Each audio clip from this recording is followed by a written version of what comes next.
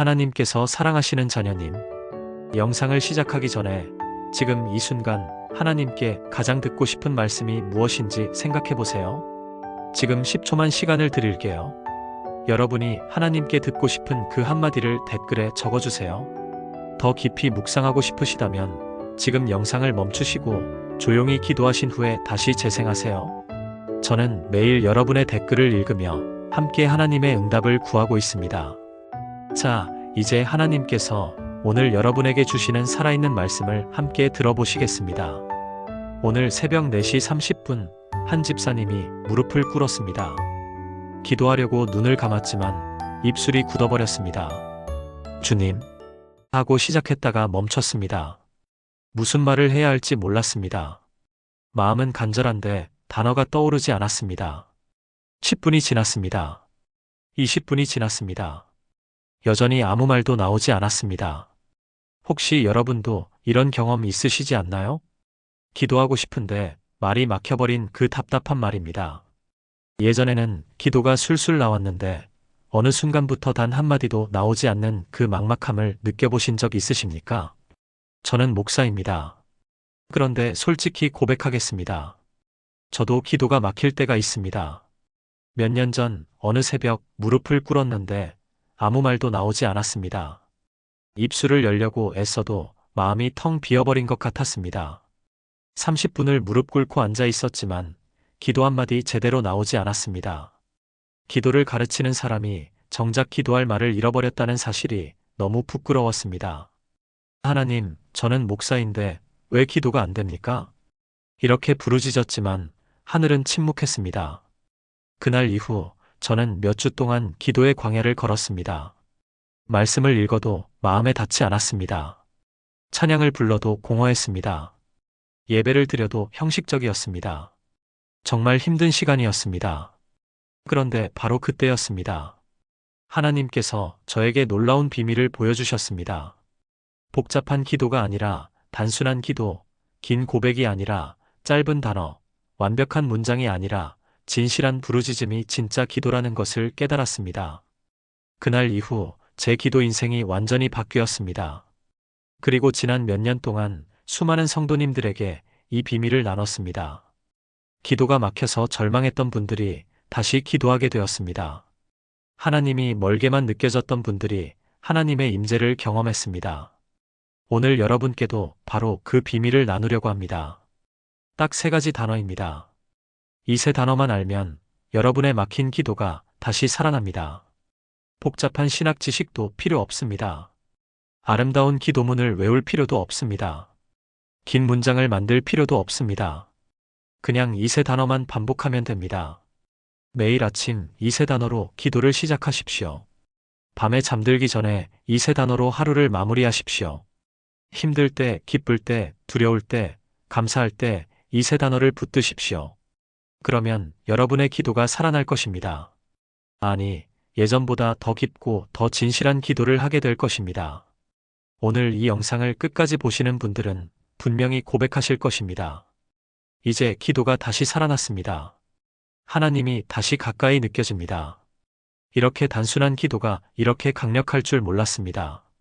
자, 지금부터 함께 그 놀라운 여정을 시작하겠습니다. 준비되셨습니까? 먼저 우리가 반드시 알아야 할 것이 있습니다. 왜 기도가 막힐까요? 많은 분들이 기도가 막히면 이렇게 생각하십니다. 내 믿음이 부족해서 그런가?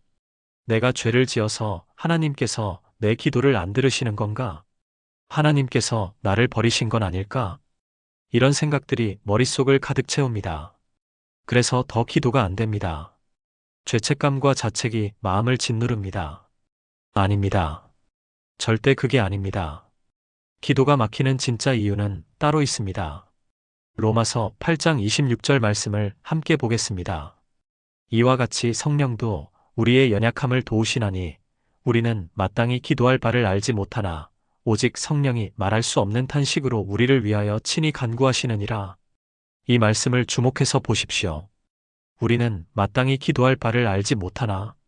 사도 바울도 이렇게 고백했습니다. 우리는 기도할 바를 알지 못한다. 그렇다면 우리는 어떻겠습니까? 우리가 기도할 말을 모르는 것은 당연합니다. 이것은 죄의 문제가 아닙니다. 믿음이 부족한 문제도 아닙니다. 하나님께 버림받은 것도 절대 아닙니다. 이것은 인간의 근본적인 연약함입니다. 우리는 본래 기도할 바를 정확히 알지 못하는 존재입니다. 왜 그럴까요? 첫째, 우리는 유한한 존재이기 때문입니다. 우리는 내일 일도 모릅니다. 1시간 뒤에 무슨 일이 일어날지도 모릅니다. 우리는 미래를 알 수 없습니다. 그러니 무엇을 구해야 하는지도 정확히 알 수 없습니다. 둘째, 우리의 마음은 상처로 가득하기 때문입니다. 실망으로 무겁습니다. 두려움으로 얼어붙어 있습니다. 분노로 뜨겁게 끓고 있습니다. 이런 감정들이 뒤엉켜 있을 때 어떻게 기도가 되겠습니까? 무슨 말을 해야 할지 모르는 것이 당연합니다. 2023년 봄에 제가 만난 박순자 권사님의 이야기를 나누겠습니다. 그분은 50년 넘게 교회를 다니셨습니다. 평생 새벽 기도를 빠지지 않으셨습니다.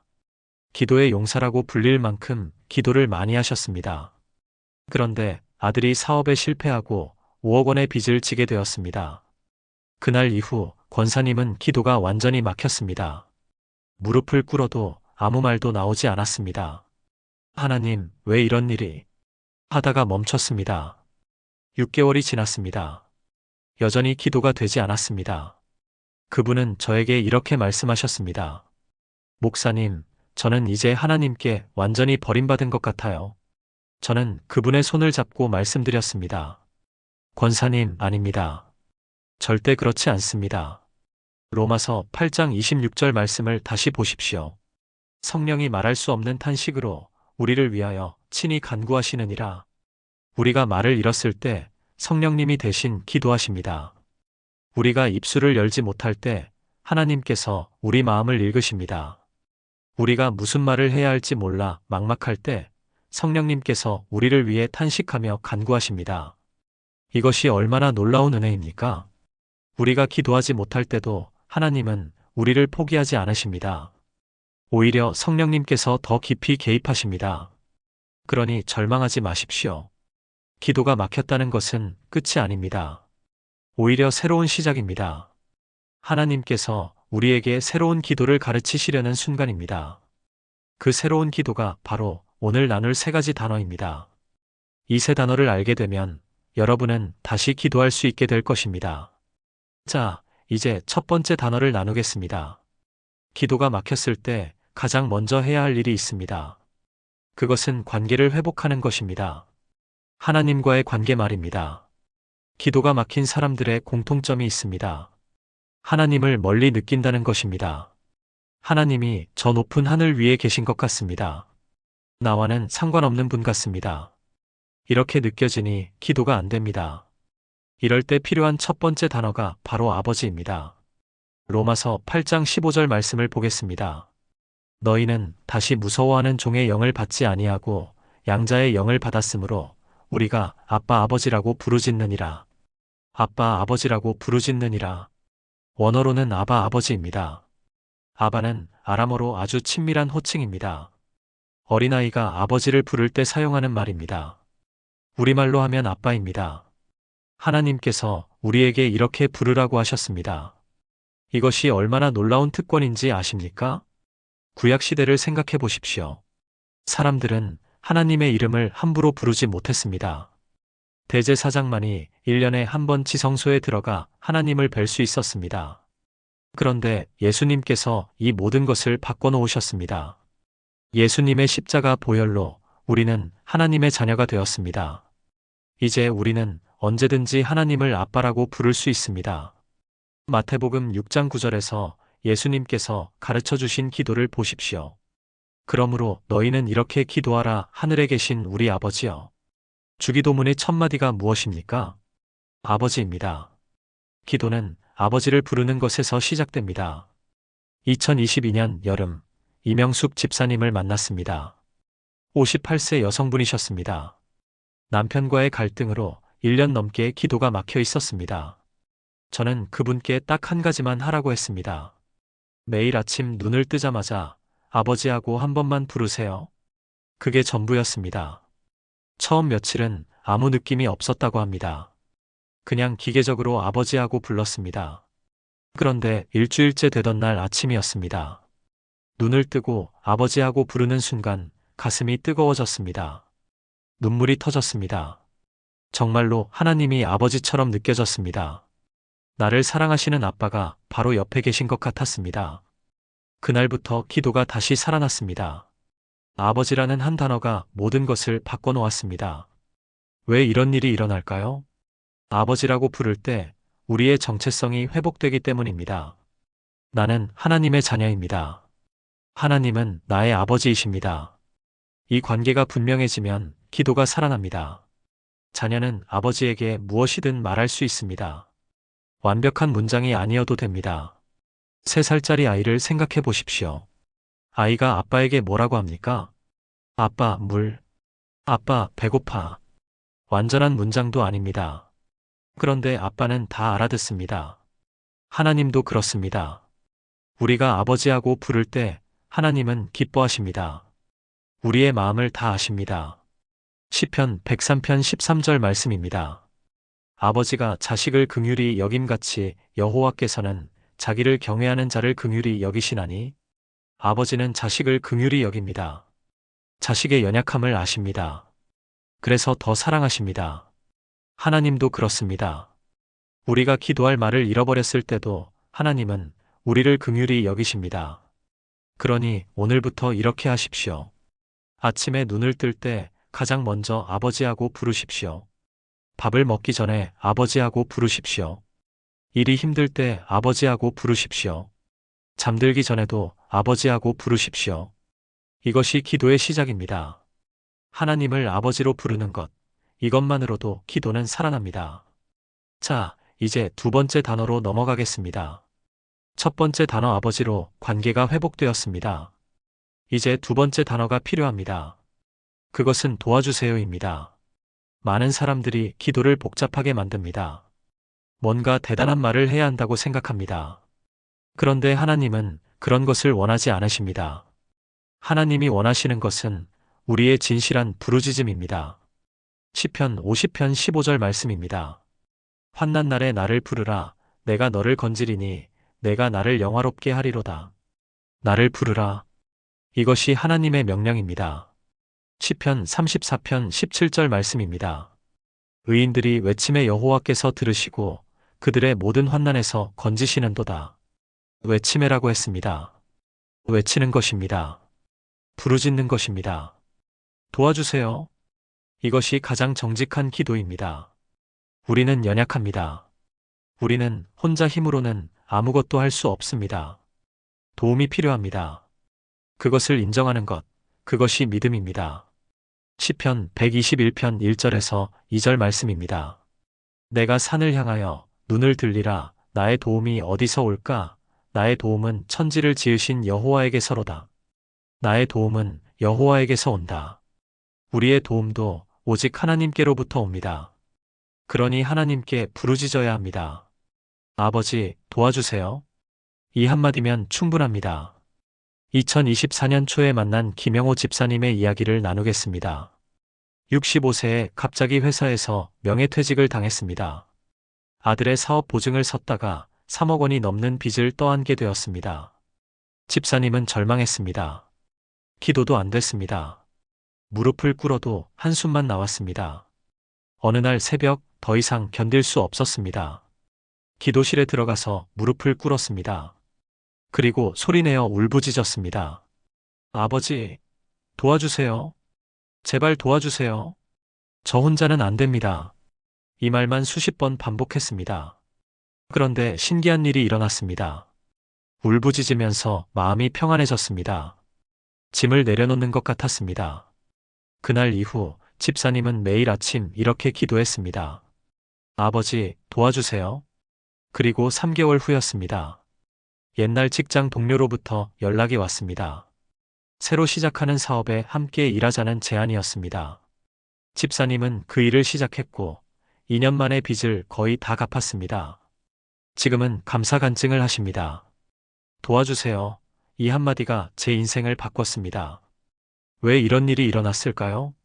도와주세요라고 부르짖을 때 우리는 우리의 한계를 인정하는 것입니다. 나는 할 수 없습니다.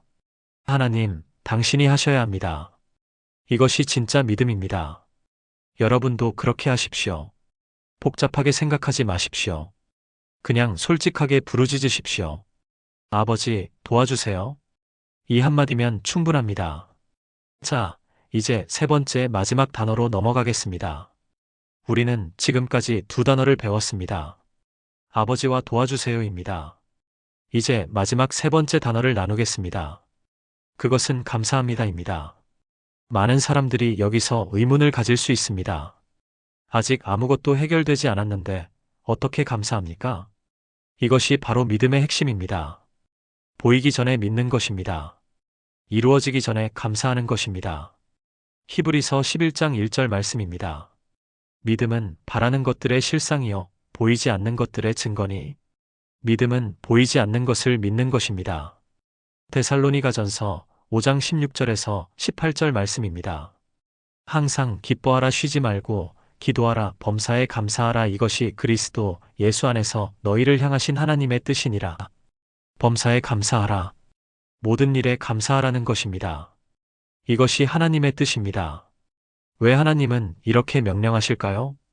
감사가 우리의 영적 눈을 열기 때문입니다. 감사할 때 우리는 하나님의 일하심을 보게 됩니다. 시편 50편 23절 말씀입니다.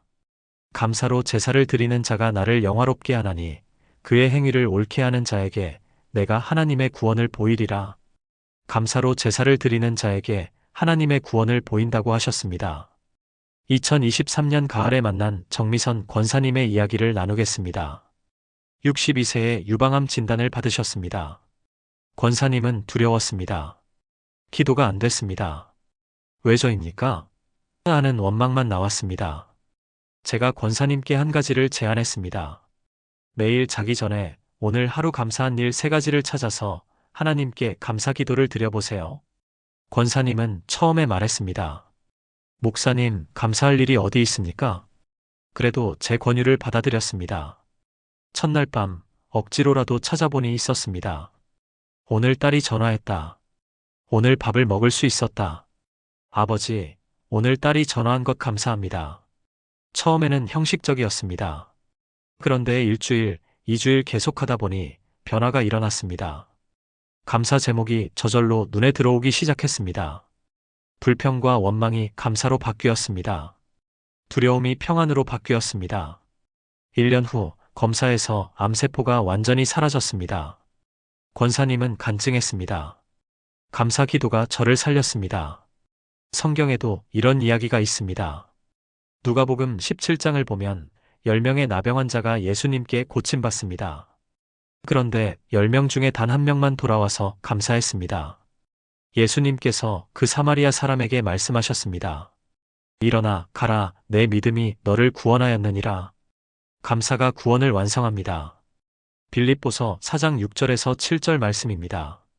아무것도 염려하지 말고 다만 모든 일에 기도와 간구로 너희 구할 것을 감사함으로 하나님께 아뢰라. 그리하면 모든 지각에 뛰어난 하나님의 평강이 그리스도 예수 안에서 너희 마음과 생각을 지키시리라. 감사함으로 하나님께 아뢰라. 구할 때 감사하라는 것입니다. 그러면 하나님의 평강이 우리 마음을 지킨다고 약속하셨습니다. 감사는 믿음의 표현입니다. 하나님께서 반드시 이루실 것을 믿습니다. 이것을 고백하는 것이 감사입니다. 그러니 오늘부터 이렇게 하십시오. 아침에 눈을 뜰 때 아버지, 오늘도 살아있게 해주셔서 감사합니다. 밥을 먹을 때 아버지, 이 음식 주셔서 감사합니다. 힘든 일이 있을 때도 아버지, 이 일을 통해 저를 성장시켜 주실 것을 믿고 감사합니다. 범사에 감사하십시오. 그러면 여러분의 눈이 열릴 것입니다. 여러분의 마음이 변할 것입니다. 이제 3가지 단어를 다 배웠습니다. 아버지, 도와주세요. 감사합니다.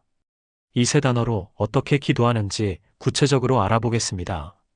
지금까지 3가지 단어를 배웠습니다. 아버지, 도와주세요. 감사합니다. 이제 이 3단어를 어떻게 실제로 사용하는지 나누겠습니다. 이것은 공식이 아닙니다. 틀에 박힌 형식도 아닙니다. 그냥 자연스럽게 사용하면 됩니다. 먼저 아버지로 시작합니다. 아버지. 이 한마디로 하나님과의 관계를 확인합니다. 그 다음 도와주세요로 내 필요를 고백합니다. 아버지, 도와주세요. 구체적으로 무엇을 도와달라고 해도 됩니다. 아버지, 이 문제를 해결해 주세요. 그런데 구체적인 말이 나오지 않으면 그냥 도와주세요만 해도 됩니다. 하나님은 우리 마음을 아시니까요. 마지막으로 감사합니다로 마무리합니다. 아버지, 감사합니다. 아직 응답을 받지 않았어도 감사합니다. 이게 전부입니다. 아버지, 도와주세요. 감사합니다. 이 세 문장이면 충분합니다. 10초도 안 걸립니다. 실제 예를 들어보겠습니다. 아침에 눈을 떴을 때, 아버지, 오늘도 살아있게 해주셔서 감사합니다. 오늘 하루를 잘 살 수 있도록 도와주세요. 아버지, 감사합니다. 직장에 출근할 때, 아버지, 오늘 일이 많습니다. 지혜롭게 일할 수 있도록 도와주세요. 감사합니다. 어려운 상황에 처했을 때, 아버지, 지금 너무 힘듭니다. 도와주세요. 주님께서 함께 하심을 믿고 감사합니다. 이렇게 간단합니다. 복잡하지 않습니다. 언제 어디서나 할 수 있습니다. 운전하면서도 할 수 있습니다. 걸어가면서도 할 수 있습니다. 일하면서도 할 수 있습니다. 시간과 장소를 가리지 않습니다. 2024년 여름에 만난 조영미 집사님의 이야기를 나누겠습니다. 54세 주부이신데 며느리와의 관계로 고통받고 계셨습니다. 제가 이 세 단어 기도를 알려드렸습니다. 며느리 생각이 날 때마다 이렇게만 기도하세요. 아버지, 도와주세요. 감사합니다. 처음에는 억지로 했습니다. 그런데 일주일쯤 지나면서 변화가 시작됐습니다. 며느리를 보면 자동으로 아버지, 도와주세요 하는 기도가 나왔습니다. 신기하게도 마음이 조금씩 평온해졌습니다. 한 달쯤 지났을 때 집사님이 먼저 며느리에게 말을 걸었습니다. 그날부터 관계가 조금씩 회복되기 시작했습니다. 집사님은 간증합니다. 세 단어 기도가 제 마음을 바꿨습니다. 이것이 기도의 능력입니다. 우리가 변하는 것입니다. 상황이 변하기 전에 우리 마음이 먼저 변합니다. 느헤미야의 기도를 보십시오. 그의 기도의 핵심을 보면 이렇습니다. 하나님을 인정하고 아버지, 도움을 구하고 도와주세요. 하나님의 신실하심을 고백합니다. 감사합니다. 다윗의 시편을 보십시오. 수많은 시편이 이 패턴을 따릅니다. 하나님을 부르고 도움을 구하고 감사와 찬양으로 끝냅니다. 예수님께서 가르쳐 주신 주기도문도 보십시오. 하늘에 계신 우리 아버지여로 시작합니다. 일용할 양식을 주시고 죄를 사하여 주시고 도와주세요. 나라와 권세와 영광이 아버지께 영원히 있사옵나이다. 감사합니다. 성경의 모든 기도가 이 패턴을 담고 있습니다. 그러니 이것은 새로운 것이 아닙니다. 성경적인 기도의 본질입니다. 우리는 그것을 가장 단순하게 표현하는 것뿐입니다. 아버지, 도와주세요. 감사합니다. 여러분도 오늘부터 이렇게 기도하십시오. 하루에 수십 번, 수백 번 이렇게 기도하십시오. 그러면 여러분의 하루가 기도가 될 것입니다. 데살로니가전서 5장 17절 말씀입니다. 쉬지 말고 기도하라. 이 말씀이 이루어질 것입니다. 아버지, 도와주세요. 감사합니다. 이 세 단어면 충분합니다. 이 세 단어 기도에는 놀라운 능력이 있습니다. 단순해 보이지만 강력합니다. 첫째, 이 기도는 관계를 회복시킵니다. 아버지라고 부를 때 하나님과의 관계가 회복됩니다. 멀게만 느껴졌던 하나님이 가까워집니다. 하나님과의 관계가 바로 서면 다른 모든 관계도 바로 섭니다. 둘째, 이 기도는 겸손을 가르칩니다. 도와주세요라고 고백할 때 우리는 겸손해집니다. 나는 할 수 없습니다. 하나님, 당신이 하셔야 합니다. 이것을 인정하는 것이 겸손입니다. 야고보서 4장 6절 말씀입니다. 하나님은 교만한 자를 대적하시되 겸손한 자에게는 은혜를 주시느니라. 셋째, 이 기도는 믿음을 키웁니다. 감사합니다라고 고백할 때 우리의 믿음이 자랍니다. 아직 보이지 않아도 감사하는 것은 믿음입니다. 넷째, 이 기도는 평안을 가져옵니다.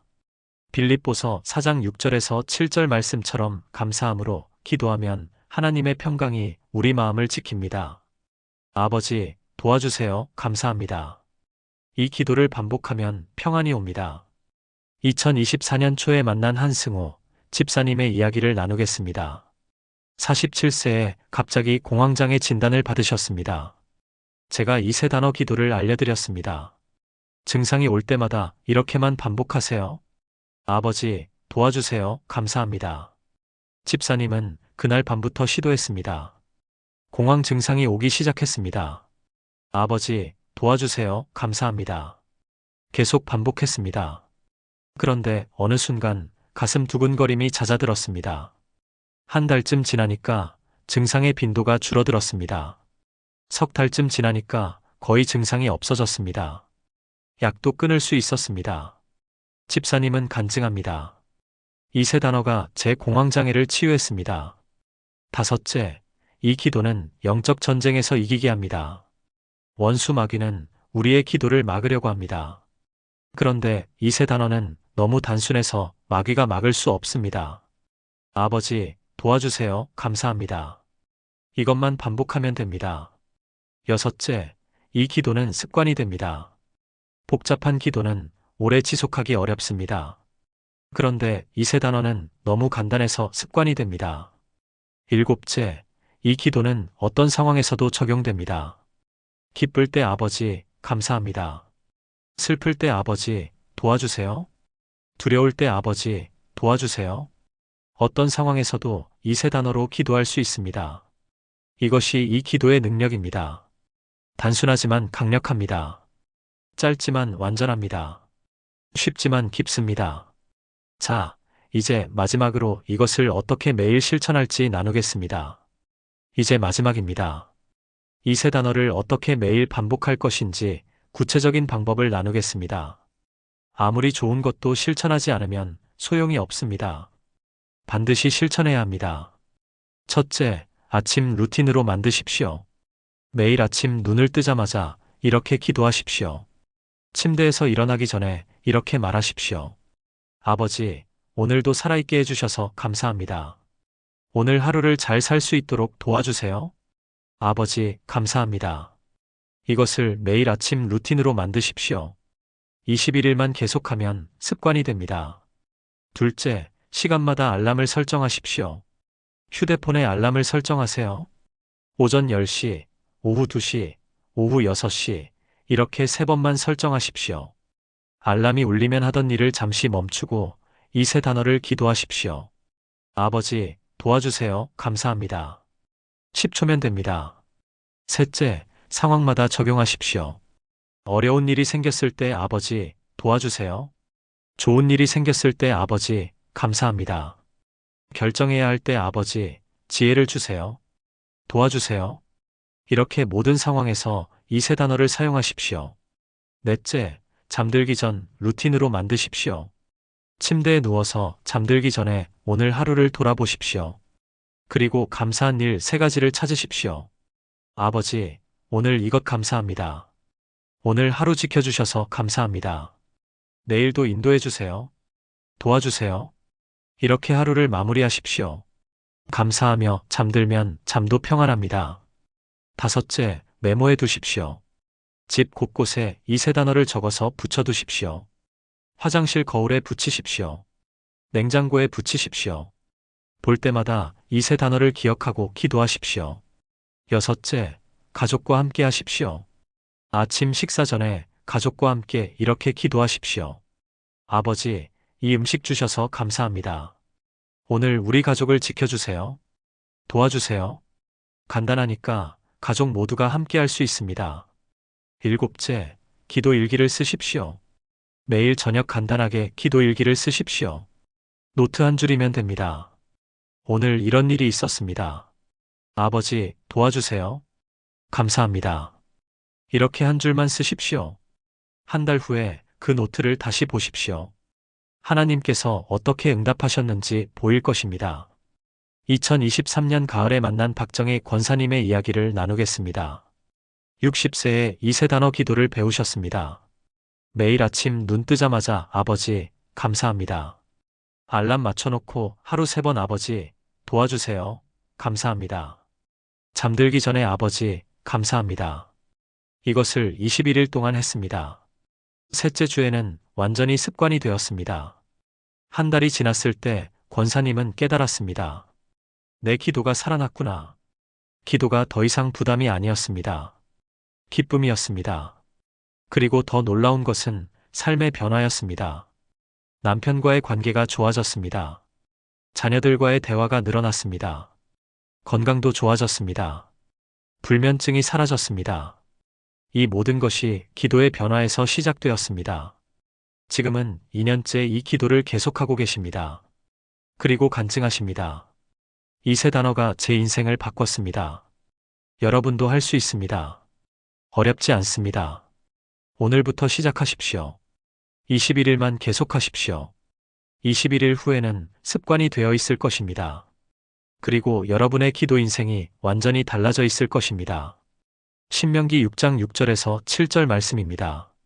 오늘 내가 내게 명하는 이 말씀을 너는 마음에 새기고 내 자녀에게 부지런히 가르치며 집에 앉았을 때에든지 길을 갈 때에든지 누워있을 때에든지 일어날 때에든지 이 말씀을 강론할 것이며 집에 앉았을 때에든지 길을 갈 때에든지 누워있을 때에든지 일어날 때에든지 언제든지 하나님 말씀을 묵상하라는 것입니다. 이 세 단어 기도도 마찬가지입니다. 언제 어디서나 이 기도를 하십시오. 그러면 여러분의 삶 전체가 기도가 될 것입니다. 데살로니가전서 5장 17절에 쉬지 말고 기도하라는 말씀이 이루어질 것입니다. 사랑하는 하나님의 자녀 여러분, 지금까지 우리는 기도가 막힐 때 사용할 수 있는 3가지 단어를 나눴습니다. 아버지, 도와주세요. 감사합니다. 이 세 단어만 기억하십시오. 첫 번째, 우리는 기도가 막히는 진짜 이유를 배웠습니다. 그것은 우리의 죄 때문이 아니라 인간의 근본적인 연약함 때문입니다. 두 번째, 우리는 첫 번째 단어 아버지를 배웠습니다. 이 한 단어가 하나님과의 관계를 회복시킵니다. 세 번째, 우리는 두 번째 단어 도와주세요를 배웠습니다. 이것은 겸손의 고백입니다. 네 번째, 우리는 세 번째 단어 감사합니다를 배웠습니다. 이것은 믿음의 고백입니다. 다섯 번째, 우리는 이 세 단어로 기도하는 실제 방법을 배웠습니다. 아버지, 도와주세요. 감사합니다. 여섯 번째, 우리는 이 기도가 가진 놀라운 능력을 보았습니다. 일곱 번째, 우리는 매일 반복하는 구체적 실천법을 배웠습니다. 여러분, 이제 아시겠습니까? 기도는 복잡한 것이 아닙니다. 그냥 이 세 단어만 있으면 됩니다. 아버지, 도와주세요. 감사합니다. 이것이 완전한 기도입니다. 오늘부터 여러분도 이렇게 기도하십시오. 매일 이렇게 기도하십시오. 21일만 계속하십시오. 그러면 여러분의 기도가 완전히 살아날 것입니다. 막혔던 기도의 길이 다시 열릴 것입니다. 이것은 제가 드리는 약속이 아닙니다. 하나님께서 성경을 통해 주신 약속입니다. 너희가 내 이름으로 무엇을 구하든지 내가 행하리라. 요한복음 14장 14절 말씀입니다. 그러니 확신을 가지십시오. 오늘 이 영상을 보신 분들 중에 기도가 막혀서 고민하시는 분이 계시다면 지금 바로 댓글에 아멘이라고 적어주세요. 이 세 단어 기도를 오늘부터 시작하시겠다는 다짐을 해주세요.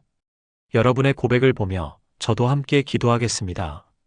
그리고 이 영상이 도움이 되셨다면 좋아요를 눌러주시고 기도가 막혀서 고민하는 분들에게 이 영상을 공유해주세요. 구독과 알림 설정도 부탁드립니다. 마지막으로 여러분을 위해 축복 기도를 드리겠습니다. 사랑하는 하나님의 자녀 여러분, 오늘부터 여러분의 기도가 다시 살아나기를 축복합니다. 아버지, 도와주세요. 감사합니다. 이 세 단어가 여러분의 입술에서 끊임없이 흘러나오기를 축복합니다.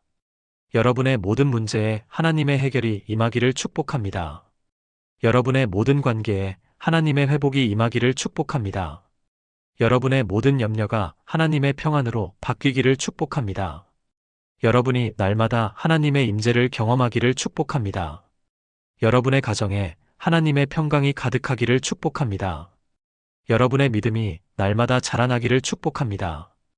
예수 그리스도의 이름으로 축복합니다. 아멘. 여러분, 기억하십시오. 여러분은 혼자가 아닙니다. 하나님께서 항상 여러분과 함께 계십니다. 그러니 오늘부터 담대히 기도하십시오. 아버지, 도와주세요. 감사합니다. 이 세 단어로 여러분의 기도 인생이 새롭게 시작될 것입니다. 하나님의 사랑과 은혜가 여러분과 여러분의 가정에 항상 함께 하시기를 기도합니다.